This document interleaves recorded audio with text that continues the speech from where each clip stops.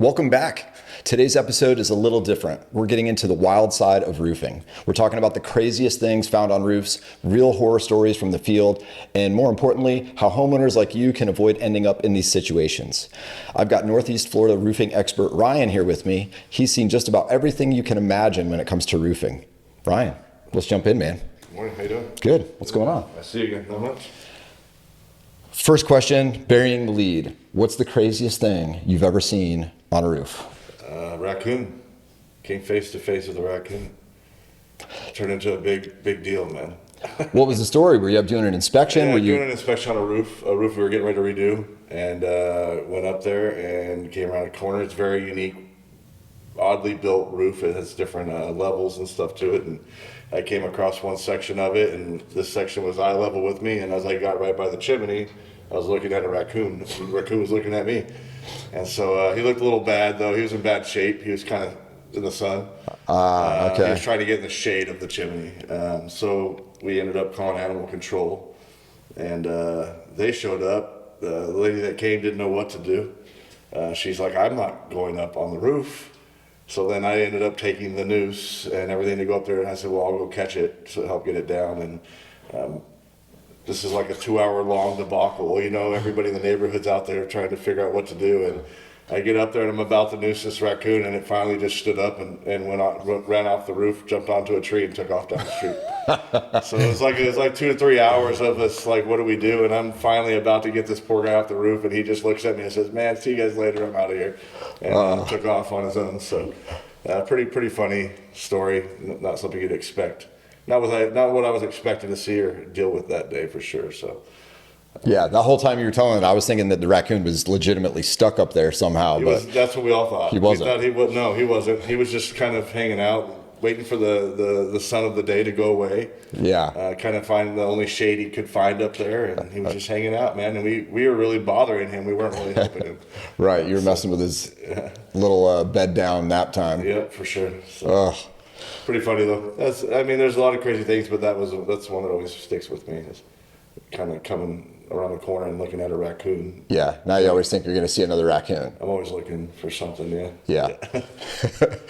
What are some other things people would never really expect to find on a roof?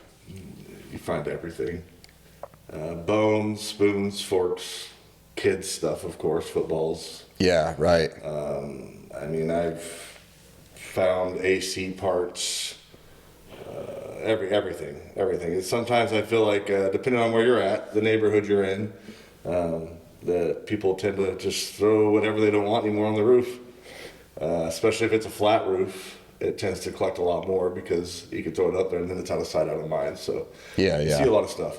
Now there's a lot of bones that are left by animals.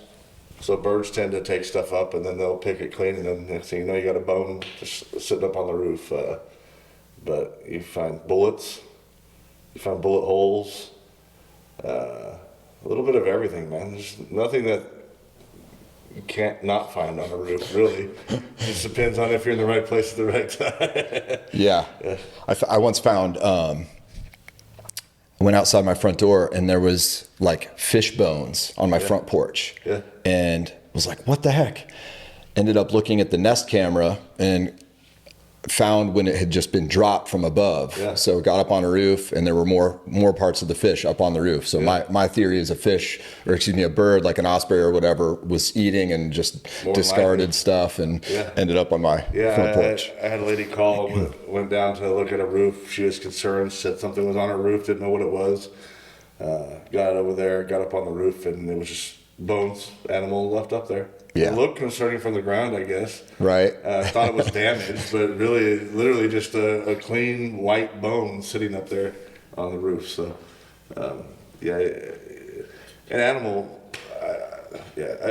I've seen birds can leave. They're nasty. Some of them are gnarly, man, and some of that stuff is not something you want to see on a roof either. But I've seen birds that have. Use the restroom on roofs to where you're questioning whether there was not like some kind of a large animal up there, like a cat or something. You're trying to figure out there's just no way. What was on this roof that created this mess, type of thing. So you see a little bit of everything, man. It's really the area you're in that kind of dictates a lot of it. But birds tend to be the main thing that leave things up there because they're the ones that are up there looking for a spot out of the way to kind of eat their catch, I guess you would say. Yeah. I feel like I see a lot of fail videos. We're on the category of some horror stories today and crazy stories. And I think a lot of them originate from like DIY repairs. So what's the worst DIY repair you've seen somebody attempt? All DIY roofers like Flex Seal, man. Flex Seal. Yeah, they've seen it on TV. They think it's the save all, seal all. You can put it on a paper boat and float in the water type of thing. I don't know what it is they tell you, but yeah, I think that's part of the commercial. Yeah, I've been on roofs where it's like we have a leak and they just go up there and unleash Flex Seal on the roof, and all it really does is create more issues, more problems. It just guides water in different directions. It doesn't really fix the issue. Sometimes they may get in and may temporarily fix it, but it's just creating more work to get to the root of the problem and actually fix it once you get there. And it makes it harder for you to figure out what is going on when it's covered in Flex Seal. Yeah, right. Now you've got to undo a gallon of Flex Seal. You got to see what's going on. Digging through the layers to try to figure out what it is you're there to do, for sure. So, that's probably one of the most common things I see. Okay. The truth is, though, a lot of people, they just don't go on their roofs. So there's a lot of times that they'll just leave it unattended, thankfully, until they get somebody there that knows what they're doing, because they're not really comfortable going up there and doing some of the things that we have to do. So yeah, okay. So stay away from Flex Seal. Yeah, stay away from it. Speaking of like those kind of mistakes, what's the most expensive mistake you've seen caused either by like a bad install or the wrong materials? Yeah, bad install, man. I had a customer that called us up. He had just gotten his whole roof redone 6 months prior. Brand new roof. Every time it rained, it was leaking all over the place. Well, it was leaking in the valleys. We're big on valleys. When we're building up valleys, we have multiple layers of protection. We've got peel and stick. We've got metal pans. Not all companies do that, and this company didn't. They actually just put a synthetic felt in the valley. They put 2 layers of it, no metal, nails all over in it, and so water coming down those valleys where most of the water is directed to come off your roof was running down, going through those nails, and by 6 months of a brand new roof, every time it rained, it was leaking in every valley into his house. Oh man! So we fixed the whole roof, we redid the whole thing. So 6 months later, after paying for a roof, he paid for a whole new roof so that we can come in, strip it down, and do it all right to eliminate that issue. But then he also was dealing with damage on the interior. He had to redo a bunch of drywall. He had insulation issues that he had to take care of. It was a larger problem than just the roof. So, and that kind of gets back to just knowing who you're working with.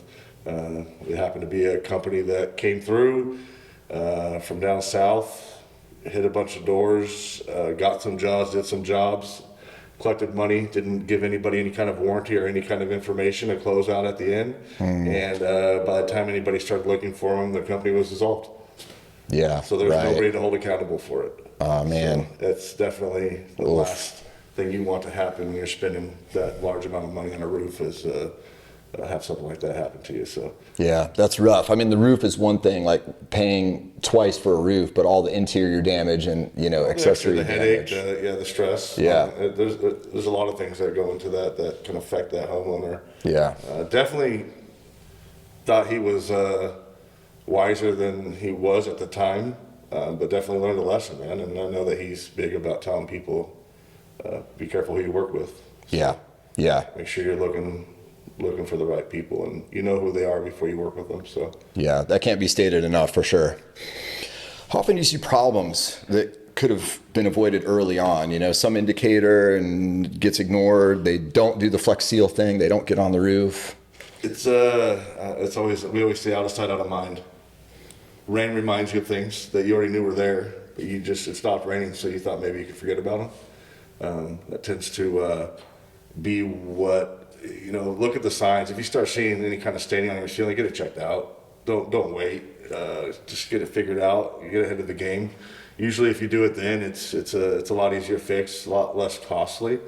The longer you let it go, obviously, the more money it's going to cost you because it's going to grow and get worse.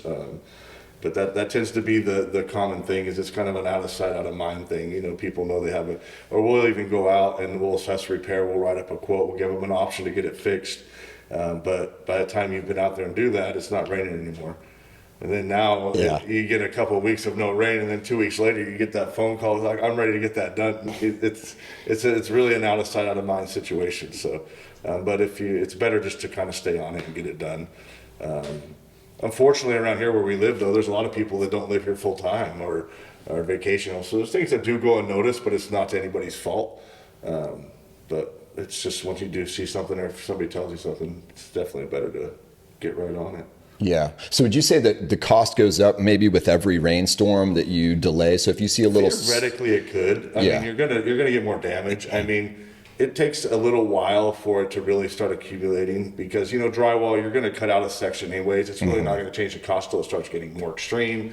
If it starts affecting your insulation, it kind of starts building up the longer it goes, for sure. Yeah.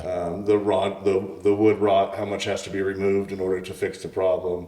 It all plays into it, and it just depends on where it's at too, where the water's coming in at.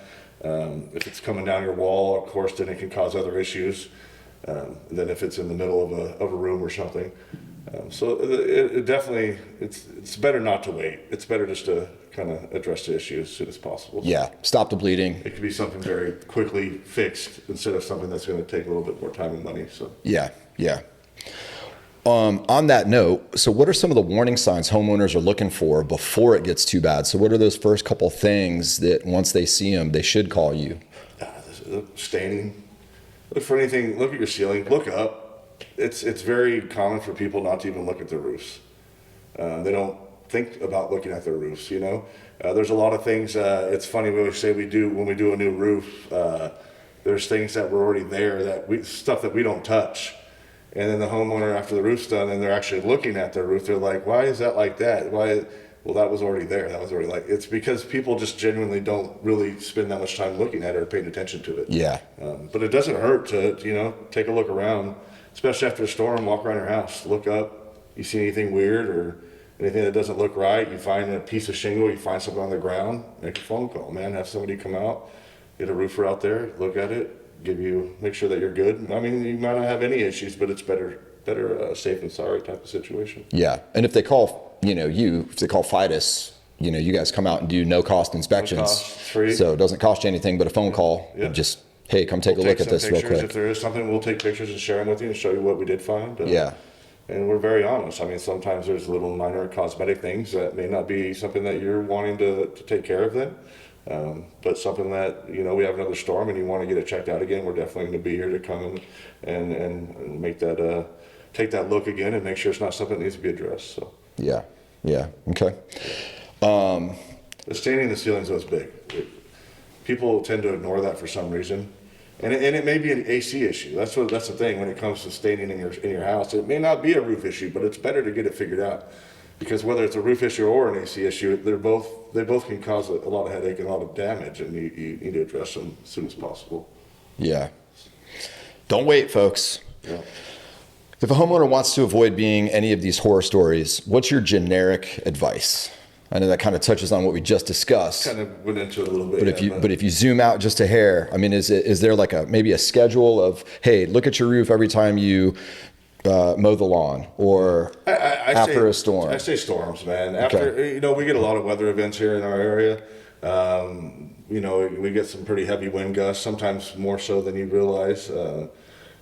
Sometimes it happens while we're sleeping at night and we wake up and it's gone. But I always tell people, just get up when you get a chance. Take a walk around your house, look at the ground, see if you see anything that came off the roof. Look up, I tell my customers, if you look up, see something weird, call me. Yeah. It doesn't hurt. It may be nothing, but it doesn't hurt, because we're the ones that know what we're looking for, and we're going to come out and make sure that you're in good shape and there's nothing to worry about. So at least give yourself the peace of mind by making that phone call. So a lot of people don't know what they're looking for. So yeah, that's for sure. That's why I always say, if it looks weird, call us. Yeah. If it looks weird, call us. We'll tell you if it's weird or not. Yeah. That's fair. Awesome, man. Thanks for the good info. Yeah. Thank you. Stories like these might sound extreme, but the reality is most major roofing problems start small. A missed detail, a bad repair, or just waiting too long can turn into something much bigger than it needs to be.